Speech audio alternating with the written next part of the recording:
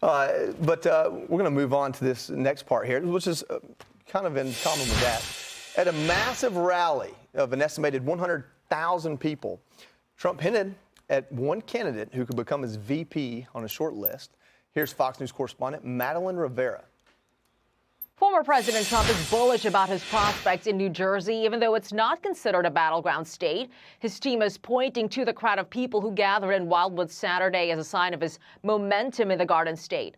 Wildwood's proximity to Philadelphia, only about 90 minutes away, also allowed the campaign to reach voters in what is considered a key swing state, Pennsylvania. North Dakota Governor and former GOP presidential candidate Doug Burgum spoke before Trump took the stage, raising speculation that he could be on Trump's VP shortlist. Doug Burgum and Catherine, who's been, it's just an incredible couple. And you won't find anybody better than this gentleman in terms of his knowledge of, he made his money in technology, but he probably knows more about energy than anybody I know. So get ready for something, okay? Just get ready. But Doug Burgum has been incredible, and the country's lucky to have him. It's unclear what Trump is alluding to when he told the crowd to get ready. A campaign spokesperson telling Fox and Friends this when it comes to the former president's pick for a running mate. The Republican National Convention is coming up soon, right? In a couple of months in July. I think President Trump has said that he will make his decision later this summer. And in true President Trump fashion, he will go directly to the American people to do that. Governor Burgum was with us last night. He introduced the president. He's been a fantastic governor for his state. There's a lot of great options on the table. What I will say is that any one of them will be much better than Kamala Harris. That is for sure. Trump claims Nikki Haley isn't among those options, though. The former president dismissed the chances of a Trump-Haley ticket on Truth Social over the weekend. Joey. Thank you.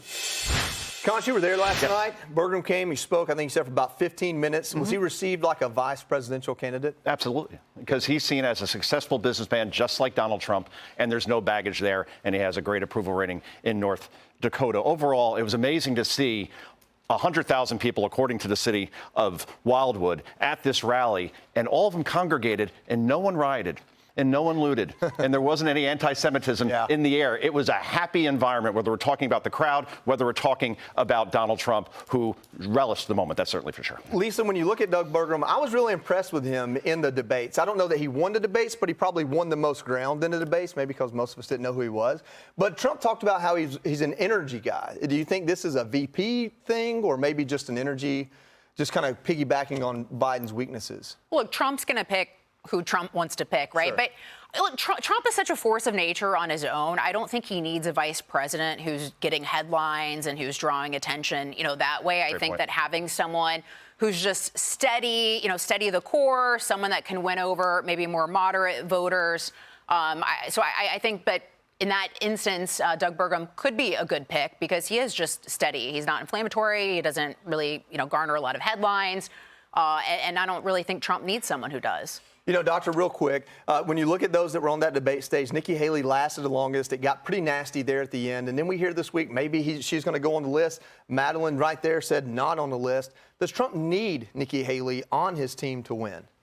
Does he need Nikki Haley on his team to win? No, but right now there is a battleground for Nikki Haley supporters. I mean, I think it was just in Indiana. She did get 22% of the votes, even though she's already dropped out of the race. So there is a large amount of votes up for grab right now. We see President Biden trying really hard to get them. I think he put out an ad that specifically said, Donald Trump doesn't want your vote if you voted for Nikki Haley or if you support Nikki Haley. So, I don't like that. But I do think Burgum would be a very good option for people who could potentially get some of Nikki Haley supporters because, as Lisa pointed out, and you pointed out, he has a lot of innovative ideas, especially when it comes to energy, especially in his business mindset. He's setting himself up for a place in the administration. He's not going to run for a third term. And, I think he'd be a good member. I'll tell you. Just real quick. Sorry, real quick. A lot of the hay is being made about Nikki Haley, but when you look at Indiana, you look at New Hampshire, you look at South Carolina, we're talking about open primary or semi-primary states. So would those voters even vote for Nikki Haley if she was on the ticket in 2024? All right, we'll continue this discussion for weeks to come until we get a VP pick. Hey, Sean Hannity here. Hey, click here to subscribe to Fox News YouTube page and catch our hottest interviews and most compelling analysis. You will not get it anywhere else.